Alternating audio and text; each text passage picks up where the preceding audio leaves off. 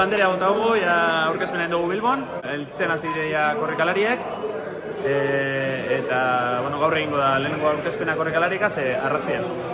Bi bederatzitan hasten da karrera nauzie, eta 11etan laburre, autobus zerbitzu egongo da goizeko 7:00 arrastiko 4:00 Debaldekoa, bai Zeanitik eta bai Areatzatik urten da.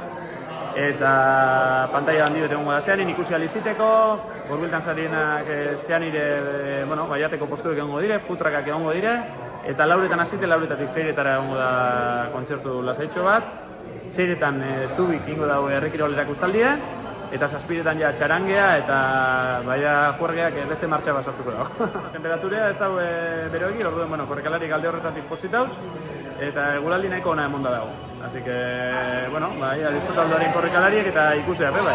Arratikoak aurten asko datoz. Batetik indoguleko alegin berezi bet, arratiko gazteakaz. Ikusi dugu, pasaren urtetik interesan dibete gozala, gazteak parte hartu gure dauriela, eta aurten indogune da karrera laburrean, 21 kilometrokoan, monjaki aukere arratiko 23 urtetik azpikoari apuntetea egun belenago, lehentasun eukin dauri apuntetako. Eta esan behot, 60 beta apuntatu direla, 60 gazte. Orduan, bierre arratiko gazte pilo bat egongo dire karrera laburreko saliden, eta animo asko dan hori, eta domekan betorri, domekan umean karrerea dago. Así que danontzako dago aukerea etorteko, zean ere.